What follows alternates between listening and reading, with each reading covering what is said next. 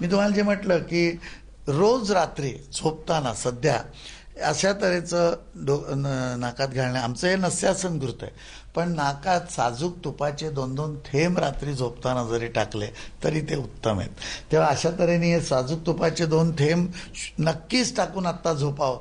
मेंदूला रात्री हा तुपाचा पुरवठा झाला की आपल्या मेंदूची कार्यशक्ती वाढून आपल्याला जो आत्ता हा स्वाईन फ्लूचा त्रास होणार आहे तो होणार नाही. हे सगळे प्रतिबंधात्मक किंवा अगदी नुकतीच सुरुवात होती आणि स्वाईन फ्लू आलेलाच आहे अशा वेळेला नक्की करायचे इलाज आहेत. गुरुजी, या संशयित रुग्णांमध्ये लहान मुलांची संख्या मोठी आहे, तर लहान मुलांनी याबाबत प्रतिकारशक्ती त्यांची वाढावी यासाठी नेमकं काय करता येईल? लहान मुलांचा एक फार मोठा प्रश्न आहे. कारण काय की ही सगळी जी शाळेत जाणारी मुलं आहेत यांची इम्युनिटी कमी असते. त्यांच्या खाण्यापिण्याच्या वेळा सध्या सगळ्या विचित्र झालेल्या आहेत. कारण शाळेच्या वेळेप्रमाणे शाळेमध्ये डबा कोरडाच आणायला सांगतात, कारण की त्या ठिकाणी खाण्यापिण्यासाठी कॅन्टीनसारखी, जसं इंडस्ट्रियल कॅन्टीन असतं तशी सोय नसते. म्हणजे काय, मुलांनी काहीतरी कोरडं घेऊन यावं. 8-8 तास मुलं, ज्या वेळेला त्यांना उत्तम नाश्ता हवा सकाळी गरम गरम, तसंच जेवण भरपूर पाहिजे, म्हणजे पुढची पिढी म्हणून त्यांच्याकडे पाहत असताना तर त्यांना मुळे जेवण चांगलं मिळत नाही. त्यांना पाणी शाळेत पिऊ देत नाहीत. सगळ्या शाळेतनं आपण लहान मुलांना विचारलेलं आहे, कारण ते नंतर बाथरूमला जातात. आधी बाथरूमला जायला मुलांना आणि मुलींना तर मुळीच आवडत नाही, कारण की सगळी स्वच्छतागृह अस्वच्छ असतात आणि त्यामुळे त्या ठिकाणी मुलं जात नाहीत. आणि तेच वारंवार जाऊ नये म्हणून शिक्षक पाणी पिऊ देत नाहीत, बाटली एवढीशी नेलेली पाण्याची पिऊ देत नाहीत. स्वाईन फ्लूसाठी तर पाणी भरपूर प्यायचं आहे आणि मुलांनी तर कायमच पाणी भरपूर प्यावं.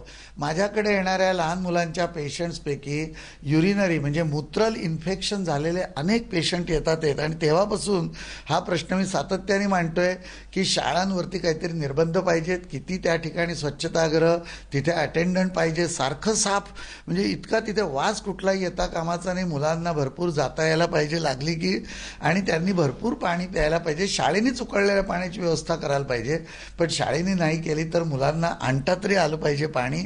एवी तेवी एवढी मोठी दप्तर उचलून नेतात, 1 लिटर पाणी उचलून नेतील. शाळेची जी सकाळची प्रार्थना असते त्या प्रार्थनेच्या बरोबरीने 15-20 मिनिटं सर्वांकडून प्राणायाम करून घ्यावा. लोम विलोम किंवा दीर्घ श्वसन, नुसता श्वास घ्यायचा पोटापर्यंत आणि सोडायचा. एवढं जरी लहान मुलांकडनं करून घेतलं आणि सर्व मोठ्या मंडळींनी ते योग करत असोत नसोत, योग करत असले तर उत्तम आहे, परंतु नसलं तरी स्वाईन फ्लू जाईपर्यंत, हा शत्रू हरेपर्यंत सर्वांनी घरात रोज प्राणायाम करावा. 20 मिनिटं प्राणायाम हा या स्वाईन फ्लूला लढा देण्याचा एक अत्युत्कृष्ट मार्ग आहे. लहान मुलांनी तर आणि लहान मुलांकडून तर अवश्य करून घ्यावा. तर आत्ता स्वाईन फ्लू असेपर्यंत 10 दिवस शाळा बंद आहेत, तेव्हा मुलं घरामध्ये भरपूर पाणी जर प्यायली, उकळवलेलं पाणी प्यायचंय, भरपूर पाणी प्यायचंय. दुसरं काय की मुलांना हातपाय सारखे धुवायला लागतात. म्हणजे खाण्यापूर्वी शिक्षकांनी पाहायला पाहिजे की तो हात धुवून येऊन डबा उघडतोय की नाही. ते तर मुळे डबा झाल्यानंतरही तसंच पुसून मुलांना बसवतात, कारण की तिकडे सोय नाही म्हणून. तेव्हा मुलांचे खाण्यापूर्वी आणि नंतर हात पाय धुवायला पाहिजेत. संपूर्ण तोंड वगैरे स्वच्छ करायला पाहिजे. त्या टाक्यावरच्या स्वच्छ पाहिजेत, नाही तर बरेच वेळा आपण हात स्वच्छ म्हणून धुवून येतो, पण ते पाणीच इतकं वाईट असतं की नंतर जेवायला बसण्यापेक्षा तर शर्टाला पुसून बसलेला मनुष्य बरा. म्हणजे असं करू नये, परंतु दिवसातून सारखं लहान मुलांनी हातपाय नीट स्वच्छ धुवावेत, हात आणि तोंड स्वच्छ धुवावं. कुठल्याही प्रकारे तोंडाला हातच लावू नये. मुलं तर फार लावतात आणि अगदी लहान मुलं असतात तिथं काही दिसलं की तोंडात घालतात. तोंडाजवळ हात न्यायचाच नाही, नाका तोंडाला हात लावायचा नाही, कारण आपण कुठेतरी स्पर्श केलेला असतो. कोणीतरी शिंकलं, कुठले तरी आलेले त्या ठिकाणी पार्टिकल्स असू शकतात आणि ते नंतर नाकाला लागतात. म्हणजे हा नियम मोठ्यांनी पाळायचा आहे की उगतच्या उगत तोंडाला नाकाला हातच लावायचा नाही. मास्क तर घ्यायचाच आहे आणि हातपाय स्वच्छ धुवून जेवायला बसायचं. जेवणापूर्वी मी म्हणेन एकदा धूप करून घ्यावा, म्हणजे त्या अन्नातून हा व्हायरस जात नाहीये, तो अदृश्य व्हायरस आहे जवळजवळ आणि तो हवेतूनच जातोय. इंटेलिजंट आहे तो पुन्हा, म्हणजे त्याला कळतंय त्या व्हायरसला की आपल्याला कशा तऱ्हेने कोण मारेल. तेव्हा अशा कुठल्याही व्हायरसशी आपण ज्यावेळेला लढा देतो तेव्हा खूप सांभाळून लढा द्यायचा आहे. तेव्हा लहान मुलांच्या बाबतीमध्ये या 2 गोष्टी झाल्यानंतर मग मुलांना वेळेवर झोपवायचं.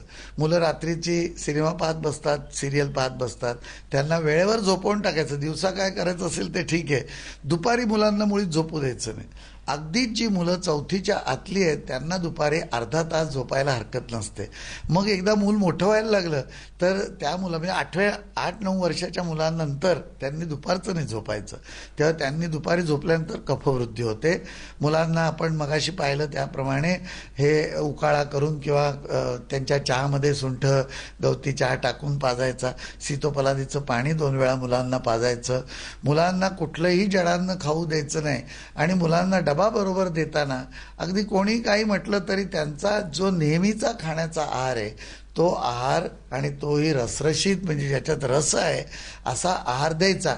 आणि तो व्यवस्थित नाही तर कोणाला तरी शाळेत डबा घेऊन नंतर पाठवायचं. म्हणजे ऑफिसमध्ये जाणारी माणसं डब्यावाला लावून चांगला डबा नेतात. जी लहान मुलं की ज्यांचं सगळं शरीर अजून तयार व्हायचं आहे आणि अन्नावरती पोसायचं आहे त्यांना मात्र आपण काहीतरी सुकं असं काहीतरी खायला द्यायचं, हे बरोबर नाही. तर ही लहान मुलांची काळजी तर अगदी सगळ्यांनी व्यवस्थित घ्यायची. आज स्वाईन फ्लू आलाय म्हणून ही चर्चा निघाली आहे, परंतु मी असं म्हणेन की स्वाईन फ्लू तर जाईलच आता, परंतु स्वाईन फ्लू गेल्यानंतर सुद्धा सरकारने शाळेवरच्या बाबतीत ही पावलं उचलून लहान मुलांच्या आणि सर्व शाळा आणि कॉलेजेसमध्ये स्वच्छतागृह, त्यांची संख्या कंपल्शन आणि ती स्वच्छतागृह जी आहेत ती व्यवस्थित ठेवण्याची जबाबदारी शाळेवर असावी.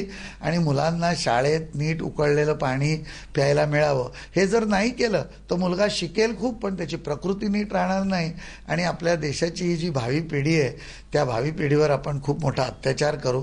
या दृष्टीने आता उत्तम निर्णय घेऊन सध्या स्वाईन फ्लू असल्यामुळे शाळा कॉलेजेस बंद ठेवलेली आहेत किंवा शिक्षण संस्थाच नाहीत ज्या ठिकाणी सभा होतात अशीही बंदी आता केलेली आहे. थिएटर मुख्य म्हणजे बंद ठेवली आहेत, कारण शाळा बंद आहे म्हणून उठसूट सगळे ते सिनेमाला जाऊन बसले तर आणिच अडचण होईल. अर्थात सामवाहिनीसारख्या वाहिन्या आहेत, चांगले कार्यक्रम दाखवतात, ते घरी बसूनही पाहता येतात. अभ्यास भरपूर करून घ्यावा. बुडलेला अभ्यास आहे तो माझी खात्री आहे की शाळा आहेत त्यानंतर सुट्यामध्ये तो पूर्ण करून घेणार आहेत, तेव्हा काळजी करू नये. आणि अशा तऱ्हेने आता सर्वांनी मिळून, नुसतं सरकार काय करतंय हॉस्पिटल काय करतंय असं न म्हणताना सर्वांनी ह्या स्वाईन फ्लू सारख्या शत्रूशी मोठा लढा द्यायचा आहे, म्हणजे आपल्याला यातून त्रास होणार नाही. आत्ता अजून तो आटोक्यात येण्या इतपत आहे. जरा का हा शत्रू मोठा झाला तर मग आवरणं आपल्याला कठीण होईल. बाहेरच्या देशात आपल्याला जाऊ देणार नाहीत, म्हणतील कुठे यायचं नाही, कोणी बाहेरच्या देशात येणार नाही. नाना तऱ्हेच्या उद्योगांवरती याचा परिणाम होईल.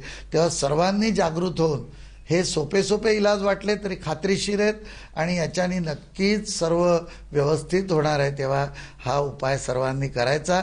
अर्थात जरा का लक्षणं दिसली तर डॉक्टरकडे जायचं, त्याप्रमाणे तपासणी करून घ्यायची, हॉस्पिटलमध्ये दिलेली उपाययोजना आहे ती करायची.